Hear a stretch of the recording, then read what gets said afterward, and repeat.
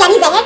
Wish का kit, biscuit और biscuit, इसमें विश कुट-कुट के भरा है। 70 में। তো বন্ধুরা এখানে যে ভিডিওটা এখানে ডিসপ্লে হলো তো দেখতে পেলেন, একে কিন্তু আমি যেই রকম ভালোবাসি, এর ভিডিও আমি যেরকম দেখি আপনারাও নিশ্চয়ই দেখেন। খুব মজাদার মজাদার গল্প করে, কিন্তু খুব ছোট ছোট মানে হাসি খুশি আমাদেরকে দিয়ে থাকে। আমি ভীষণ ভালোবাসি, সত্যি কথা কি আমি এর একজন অ্যাক্টিভ ফলোয়ার।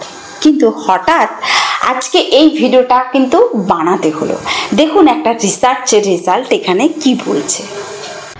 NIH একটা গবেষণা করেছে, যেখানে এই যে effect of biscuit on the nutritional profile and the cognitive development in the pre school children, মানে স্কুলে যাবার আগের যে বাচ্চাগুলি থাকে তাদের মধ্যে বুদ্ধিমত্তা এবং তাদের যে নিউট্রিশনাল মানে পুষ্টিগত গুণমান কতখানি রয়েছে বিস্কিট কনজামশন বা বিস্কিট খাওয়ার ফলে, সেটাই কিন্তু দেখা হয়েছিল।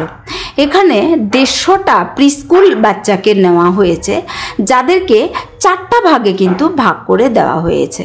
এবং এই এক্সপেরিমেন্টটা কত মাস ধরে চলে এখানে দেখুন, 3 মাস ধরে সেই এক্সপেরিমেন্টটা কিন্তু চলছিল। কিন্তু এই 3 মাস পরে রেজাল্ট দেখে অবাক হয়ে যাওয়ার বিষয়, এখানে 4টা গ্রুপের মধ্যে গ্রুপ 1কে বাড়ির খাবার দেওয়া হয়েছে। বাকি যেই 3টে গ্রুপ ছিল এখানে, যে গ্রুপ 2, গ্রুপ 3 অ্যান্ড গ্রুপ 4, ওদেরকে কিন্তু ময়দা দিয়ে তৈরি এই সমস্ত বিস্কিটগুলি কিন্তু দেওয়া হয়েছে। এবং 3 মাস পরে যা রেজাল্ট এসেছে তাতে দেখা গেছে যে গ্রুপ 1 তাদের ডেভেলপমেন্টাল বা তাদের বুদ্ধিমত্তার মধ্যে কোনো রকমের অবনতি ঘটেনি।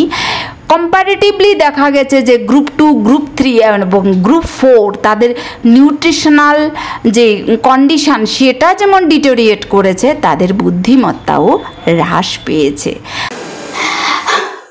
এবার এই বুর্বক প্রিয়াঙ্কাকে আর যে প্রিয়াঙ্কাকে কে বোঝাবে যে অনিরুদ্ধ মহারাজ যেটা বলেছেন সেটা কিছুই খারাপ বলেননি, কিন্তু ঠিকই বলেছেন।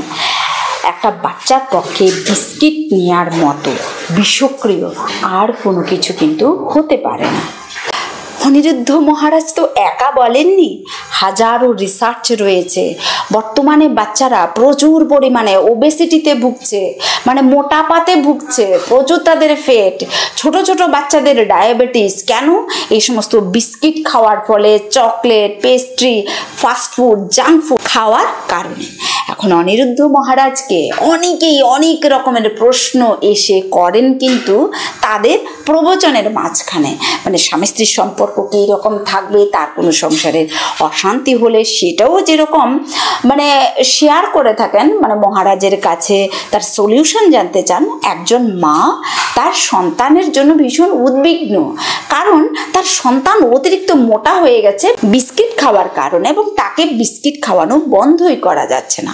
তার জন্য মা কিন্তু মানে অ্যাংশাস, ভীষণ উদ্বিগ্ন হয়ে মহারাজজিকে জিজ্ঞেস করেছেন যে উনি কি করবেন, যে ওনার বাচ্চাকে বিস্কিট খাওয়া থেকে কেউ আটকাতেই পারছেন না। এখানে মহারাজ এমনিতেই ছোট ছোট গল্পের মাধ্যমে দুষ্টু মিষ্টি ভাবে কিন্তু বুঝিয়ে দেন, কারণ একটা গল্প ছলে যদি একটা কোনো কিছুকে বোঝানো হয়, সেটা মানুষের লং টার্ম মেমোরিতে কিন্তু চলে যায়, সেটা মনে রাখাটা ইজি হয়ে যায়। এবং ইনি প্রবচনের সময়ে এইরকম ছোট ছোট গল্পের মাধ্যমে, ছোট ছোট দুষ্টুমির মাধ্যমে সেগুলি কিন্তু শিক্ষা দিয়ে থাকেন, জনশিক্ষা দিয়ে থাকেন। এখন ইনি খারাপ কি বলেছেন বলুন তো? তো এখানেই কিন্তু আমাদের আপত্তি, আমাদের বহু সনাতনীদের মতো আমারও আপত্তি। দেখুন, আমাদের সমাজে, আমাদের সনাতনী সমাজে যতটুকু ডিস্ট্রাকশন আমরা পেয়েছি অন্য সম্প্রদায় থেকে, মানে খ্রিস্টান, বৌদ্ধ, মুসলিম তাদের থেকে, তার থেকে অনেক বেশি কিন্তু ধ্বংস হয়েছি আমরা সেকুলার সনাতনীদের দ্বারা। কারণ যখন অন্য সম্প্রদায়ের লোকরা আমাদের সম্প্রদায়ের যে কোনো কৃষ্টি, সৃষ্টি, যে কোনো কিছুর বিরুদ্ধে সমালোচনা করতে গেছে, তখন একজন হিন্দু কি বলেছেন শুনুন। এই ধরনের কথা দিয়ে, কথা বলে সেগুলিকে কিন্তু সার্টিফাই করা হয়, মানে স্ট্যাম্প মারা হয়ে থাকে যে আসলেই সনাতনীরা এই জায়গাতে খারাপ। এখন আরজে প্রিয়াঙ্কার প্রচুর ইনস্টাগ্রাম ফলোয়ার, কিন্তু প্রচুর, তার লাখো লাখো ভক্ত রয়েছে, যার বেশিরভাগ ভক্তই আমাদের বাংলার লোকেরা, এবং এই বাংলার লোকেদের অনেক অংশই কিন্তু অনিরুদ্ধ মহারাজেরও ভক্ত। এখন এই সমস্ত কথা সে যে এসে মিডিয়াতে বলল, এটা কি সে ঠিক করলো? কারণ এই জিনিসটা যদি আমরা অন্য সম্প্রদায়ের লোকের মুখ থেকে শুনতাম, সেটা কিন্তু আমাদের হৃদয়কে ততটা কষ্ট দিত না। ওরা সবসময় বলে থাকে এবং বলবে, এটাই স্বাভাবিক। যেই রকম কিছুদিন আগে রাহুল গান্ধীকে আমরা বলতে শুনলাম যে হিন্দু হিংসক হতা হে। তো এই পাগলকে কে বোঝাবে? হিন্দু যদি হিংসক হতো, তাহলে একটা তো হিন্দু গ্রামের মধ্যে একটা মুসলিম বাড়ি যখন থাকে, তখন সেটা সেফ থাকতো না, তাদেরকে কেউ ইন্টারফেয়ার করে না। কিন্তু পুরো একটা মুসলিম অধ্যুষিত গ্রামে একটা যদি হিন্দু পরিবার থাকে, কত অত্যাচার পেয়ে সেই জায়গাটা ছেড়ে চলে আসতে হয়, তার প্রমাণ কিন্তু আমরা পশ্চিমবঙ্গের বাঙালিরা, যারা বেশিরভাগই ছিলেন কোথায়? বাংলাদেশে, এবং অত্যাচারিত হয়ে রাতের অন্ধকারে কোনো রকমে যান প্রাণ মান নিয়ে আমরা বাংলাদেশ থেকে কিন্তু পালিয়ে এসেছি, এবং সবচাইতে বেশি পালিয়ে এসেছে নোয়াখালী এরিয়া থেকে, যেখানে শুধুমাত্র 30% মুসলিম ছিল। 70%-এর হিন্দু অধ্যুষিত এরিয়াতে যেভাবে ধ্বংসলীলা চলেছে বাংলাদেশে, একটুখানি আরজে প্রিয়াঙ্কা, তোমাকে আমি বলবো সেই ইতিহাসগুলি একটু পড়ো। আর এই মহারাজের তুমি যে সমালোচনা করলে, মিম বানালে, এই মহারাজ আসলে মানুষের জন্য কি করছে সেটাও কিন্তু একটু বিবেচনা করো। তুমি ভিউজ কামানোর নামে যা খুশি তা করবে, অহিন্দুদেরকে খুশি করে সেখান থেকে তুমি ফলোয়ার গেইন করবে, এটা কিন্তু তোমার কাছে কাম্য নয়।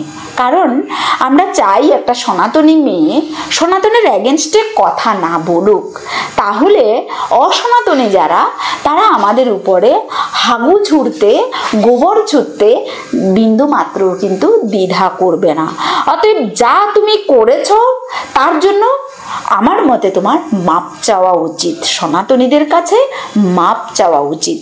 আমি বিশ্বাস করি তোমার বাড়িতেও পুজো হয়, তোমার বাড়িতেও অর্চনা হয়, এবং তুমি একটুখানি ঘেটে দেখো যে এই অনিরুদ্ধ মহারাজ কতগুলি অনাথ আশ্রম বানিয়েছে, যেখানে বৃদ্ধ মা বাবাদের সেই অনাথ আশ্রমে রাখা হয়। বুঝতে পারছো তো? তোমার মতো কুলাঙ্গার বাচ্চারা মা বাবাকে খাওয়ায় না, এদেরকেই ইনি মা বাবা রূপে সেই অনাথ আশ্রমে কিন্তু স্থান দিয়েছেন। অতএব এই রকম একটা ধর্মগুরু সম্পর্কে যে কোনো রকমের সনাতনী হয়ে মিম বানানোর আগে চিন্তা করবে, এবং যেটা বানিয়েছো আমি আশা করি সেই ভিডিওটাকে তুমি ডিলিট করে দেবে। তো এইটুকুনো ছিল আজকের ভিডিওতে কথা বলা। জয় সনাতন, জয় শ্রীরাম, জয় হনুমান।